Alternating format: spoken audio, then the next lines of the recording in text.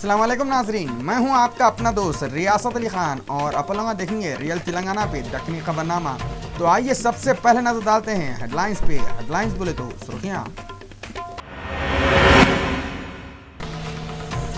तेलंगाना के chief minister KCR से मंगल के दिन तेलंगाना तहरीक को आगे बढ़ाने में जबरदस्त हिस्सा लिए थे प्रोफेसर कोदंडराम मुलाकात करे।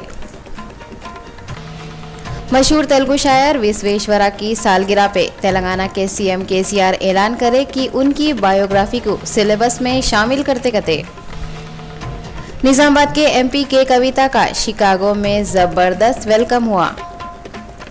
कांग्रेस के वाइस प्रेसिडेंट राहुल गांधी आने वाले हफ्ते में तेलंगाना का दौरा करते और चारमीनार के दवाखाने में छत का टुकड़ा गिर के एक मरीज के हाथ को जख्मी कर दिया। अब खबरें तफसील से। तेलंगाना तहरीक में अहम रोल अदा करे प्रोफेसर कोदंडराम मंगल के दिन रियासत तेलंगाना के चीफ मिनिस्टर के चंद्रशेखर राव से मिले।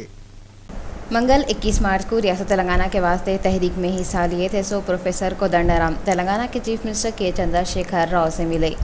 ये दोनों के बीच में क्या बातें हुई मालूम तो नहीं हुआ, मगर ऐसा सुनने में आया कि कोदंडराम केसीआर को उनके बेटे की शादी में आने की दावत दिए गए। आपको तो याद ही छूंगा, केसीआर और कोदंडराम साथ मिलकर तेलंगाना अलग कराने के वास्ते बहुत कोशिशें करे, मगर कौन सी की बात पे दोनों के बीच में किरकिरियां हो गए थे और दोनों की दोस्ती ख़त्म हो गई थी। कोदंडराम की मुलाकात के बाद वो लोगों की दोस्ती फिर से होती या नहीं, वो तो आने वाला वक्त ही बताता। तेलंगाना जागृति के सदर और निजामाबाद की एमपी हैसो के कविता का शिकागो में लोग बहुत ज़बरदस्त तरीके से वेलकम करे। तेलंगाना के सीएम के चंद्रशेखर राव की बेटी और निजामाबाद के एमपी हैसो की कविता अमेरिका के दौरे पे है। वहाँ पे लोग उनका बहुत ज़बरदस्त तरीके से वेलकम कर रही।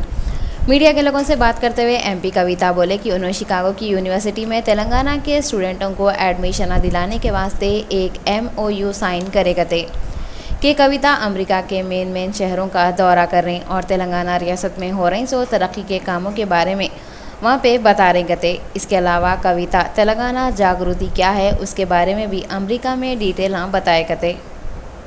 तेलंगाना के deputy chief minister Mohammad Mahmood Ali Ajmer Sharif की दरगाह के वास्ते चादर भेजे। तेलंगाना के deputy chief minister Mohammad Mahmood Ali Ajmer की दरगाह के वास्ते चादर भेजाए। उतने वक्त पे deputy chief minister Mohammad Mahmood Ali media वालों से बातें करते हुए बोले कि अजमेर शरीफ को चादर भेजा के तेलंगाना स्टेट की खुशहाली, भाईचारगी और गंगा जमनी तहजीब को हमेशा बाकी रखने के वास्ते दुआ भी करे गए। उन्होंने बोले कि तेलंगाना स्टेट से हर वक्त साल को साल कितने की अकीदतमंदा अजमेर शरीफ की ज़ियारत के वास्ते जाते रहते और तो और तेलंगाना के चीफ मिनिस्टर के चंद्रशेखर राव भी तेलंगाना स्टेट अलग होना बोल के अजमेर शरीफ को जाके मन्नत मांगे थे और तेलंगाना स्टेट बनने के बाद एक गेस्ट हाउस भी बनाते बोल के बोले थे, जिसको बनाने के वास्ते 5 करोड़ रुपये सैंक्शन कर दिए गए। तेलंगाना स्टेट से हमेशा हजारों की तादाद में लोग अजमेर शरीफ में उर्स शरीफ में शिरकत फरमाते हैं और गिलाफ मुबारक पेश किया जाता है।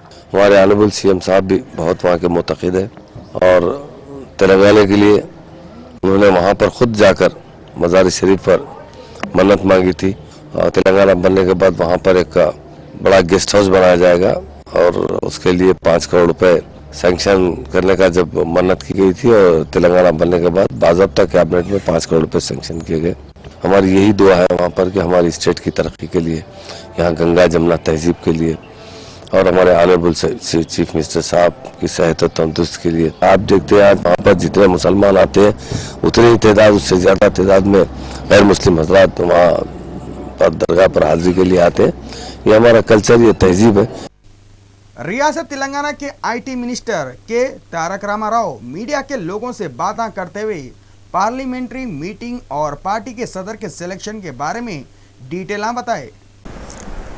तेलंगाना के आईटी मिनिस्टर के तारक रामाराव मंगल के दिन मीडिया के लोग जब उनसे टीआरएस प्लीनरी मीटिंग के बारे में सवाल करे तो 24 अप्रैल को एलबी स्टेडियम में होने वाली है। ये मीटिंग की उन्होंने पूरी डिटेल बताते हुए बोले कि प्लीनरी मीटिंग में पार्टी के सदर के नाम का ऐलान हो जाता गए। इसके अलावा केटीआर ये बोले कि सीएम केसीआर एक ऑलराउंडर है और उन्होंने हुकूमत के साथ साथ पार्टी के सदर की पोस्ट भी संभाल सकते गए। यहाँ पे हम आपको याद दिलाना चाह रहे हैं कि 24 अप्रैल को जो मीटिंग हो रही उसमें 36,000 लोग 10 डिस्ट्रिक्टों से आते बोल के अंदाज़ा लगा रहे हैं। तेलुगु के मशहूर शायर बसवेश्वर की बायोग्राफी को सिलेबस में शामिल करते बोल के चीफ मिनिस्टर के चंद्रशेखर राव ऐलान करे। मंगल के दिन रविंद्र भारती में तेलुगु के मशहूर शायर विश्वेश्वरा का बर्थडे फंक्शन मनाए। उतने वक्त पे चीफ मिनिस्टर के चंद्रशेखर राव फंक्शन में खिताब करते हुए बोले कि कवि विश्वेश्वरा की बायोग्राफी को तारीख़ी निसाब में शामिल करते कते और तो और इनकी पैदाइश की सालगिरह को हर साल सरकारी तौर पे मनाएंगे कते। इसके अलावा चीफ मिनिस्टर केसीआर 1 एकड़ की ज़मीन पे 5 करोड़ की रकम से लिंगायत भवन बनाने की बात बोले। चीफ मिनिस्टर केसीआर बोले कि लिंगायत तबके के ओबीसी दर्जे में शामिल करने के वास्ते गवर्नमेंट हर तरह से कोशिशें कर रही सो है और लिंगायत तबके से ताल्लुक़ रखने वालों को सियासी ओहदा देने के वास्ते भी चांसा देते बोल के बोले। कांग्रेस पार्टी के नायब सदर राहुल गांधी आते सो हफ्ते में तेलंगाना का दौरा करते कते। कांग्रेस के नायब सदर राहुल गांधी आते सो हफ्ते में रियासत तेलंगाना का दौरा कर रहे कते। कांग्रेस के एमपी हनुमंतराव मीडिया के लोगों से बात करते हुए बोले कि राहुल गांधी करीमनगर से निकाल रही सो रईतु यात्रा में हिस्सा लेने के वास्ते तेलंगाना को आ रही। हनुमंतराव का बोलना है कि लोकसभा में राहुल गांधी बहुत ज़बरदस्त तकरीर करे और उन्होंने तेलंगाना का दौरा करे तो किसानों की हिम्मत और कांग्रेस पार्टी के कारकुनों की हिम्मत बढ़ती कते। इसके अलावा हनुमंतराव ये भी बोले कि उन्होंने उनकी पोस्ट से बहुत खुश है। उन्होंने पार्टी और राहुल गांधी की ऐसी खिदमत करते रहते कते। पीर के दिन अपने घर में मुर्दा पड़ी हुई थी सो रीतू का केस अब एक नया मोड़ ले लिया। पीर के दिन अपने घर में मुर्दा पड़ी हुई थी सो एयर हॉस्टेस रीतू जो रामंतपुर इंदिरा नगर में रहती थी। मंगल के दिन उसका गांधी हॉस्पिटल में 11 डॉक्टरों की एक टीम मिलकर फिर से पोस्टमार्टम करे तो एक नई बात सामने आई। दूसरी तरफ रीतू के घर वाले रीतू के शौहर सचिन पे इल्ज़ाम लगाते हुए बोल रहे हैं कि सचिन ही उसका मर्डर करा। असल में क्या हुआ बोले तो रीतू का शौहर सचिन इतवार की रात में अपने घर में दोस्तों के संग शराब पी रहा था और रीतू शराब न को पियो बोल के बोली तो सचिन लड़ाया झगड़े शुरू कर दिया और रीतू के सर पे कौन सी की वजन चीज़ से मार दिया जिसकी तरफ से रीतू बेहोश होकर गिर गई। उसके बाद सचिन और उसके दोस्त अपार्टमेंट के वॉचमैन के साथ मिलकर रीतू को दवाखाने को लेके गए मगर जब तक कि उसकी जान चले गई थी। सचिन और उसके दोस्त हैबत खा के रीतू की डेड बॉडी को घर के बेडरूम में ला के रख दिए और उसके बाद रीतू के घर वालों को फ़ोन करके उसकी मौत की खबर दिए। रामंतपुर पुलिस वाले अभी आगे की इंक्वायरी कर रहे हैं।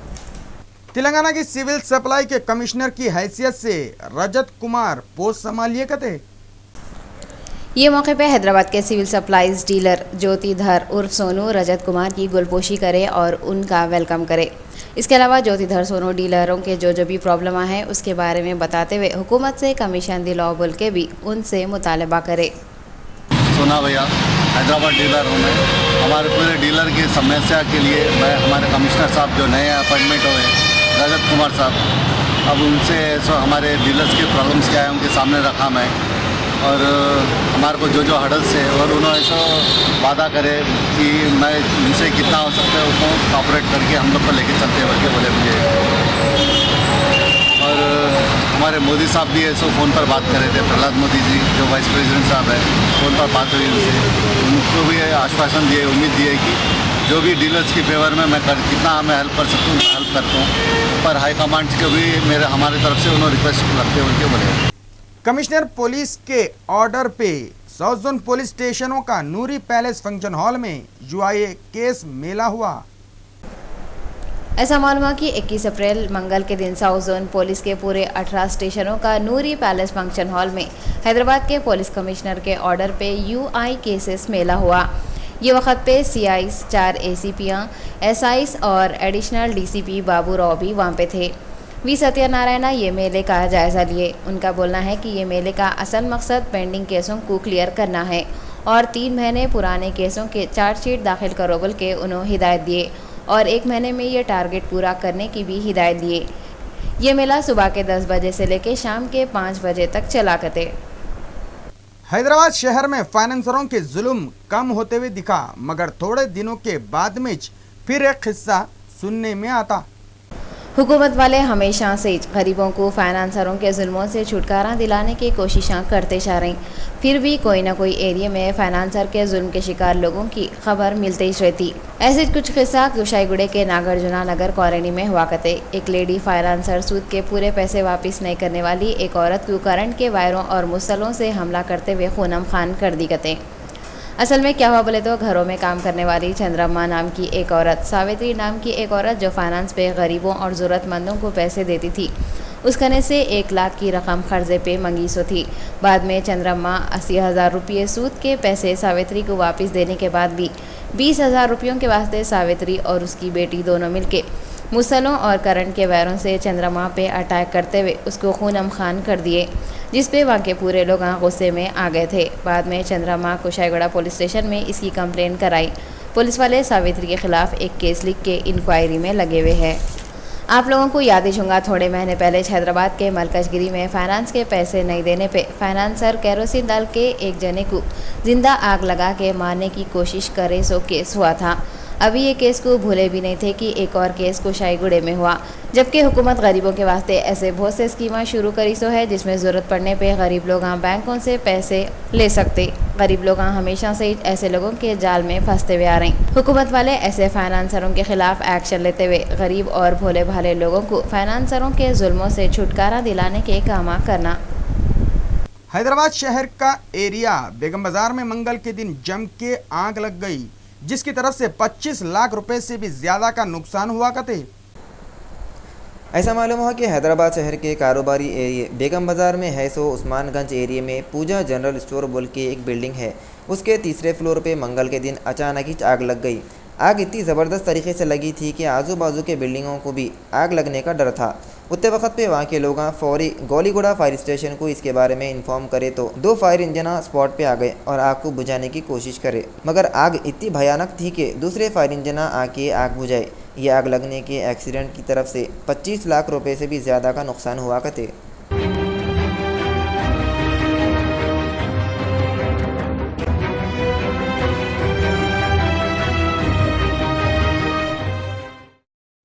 चारमीनार के दवाखाने की छत पर थोड़ा हिस्सा गिरने से एक मरीज का हाथ खूनम खान हुआ।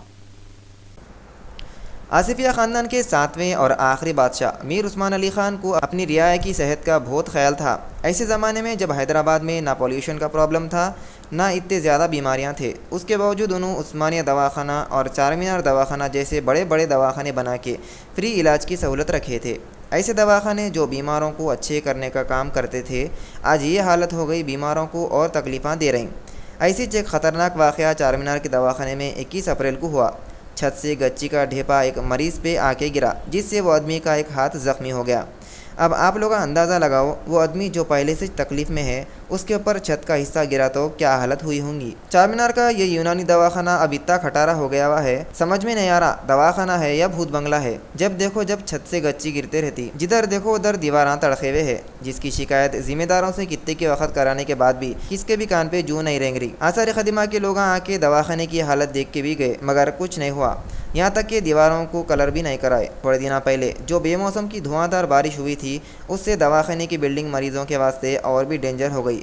मरीजों के वास्ते ही नहीं, बल्कि यहाँ पे आने वाले आउट पेशेंट के वास्ते भी खतरनाक हो गई भी है। दवाखाने के सुपरिटेंडेंट भी ये बोल रहे हैं, R&B के ऑफिसरों को कितने की वक्त शिकायत करे भी तो वो लोग सुन के अनजान मार दे रहे हैं। 21 अप्रैल को गच्ची का एक बड़ा टुकड़ा गिर के कुछ इशारा कर रहा, अक्लमंद को इशारा काफ़ी है।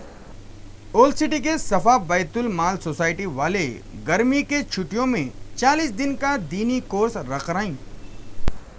सफ़ा बैतुलमाल सोसाइटी वाले 25 अप्रैल से 3 जून तक 40 दिन का दीनी गरमाई कोर्स रख रहे कते। ये कोर्स हैदराबाद शहर के 50 सेंटर में चलाते कते। ये कोर्स रखने का मकसद तालीम को हर घर हर बच्चे तक पहुंचाना है, जबकि सफ़ा बैतुलमाल वाले ऐसे कोर्स गए 105 सालों से हैदराबाद शहर के कित्ते के एरियो में रखते हुए आ रहे हैं। और तो और हैदराबाद के अलावा हिंदुस्तान के दूसरे स्टेटों में भी ये ट्रस्ट के शाखा हैं कते। ये ट्रस्ट वालों का असल मकसद गरीबों और बेसहारा मुसलमानों की हेल्प करना और जॉबों के वास्ते चांसा देना है। इसके साथ में मजहबी तालीम को मुसलमानों तक पहुंचाना और बेवाओं, माजूरों, बूढ़ों में हर महीने वजीफ़े बांटना है कते। सफ़ा बैतुलमाल ट्रस्ट के बड़े गयास अहमद राशिदी मंगल के दिन मलकपेट में है सो उनके ऑफिस पे ट्रस्ट के कामों का जायज़ा लिए कते।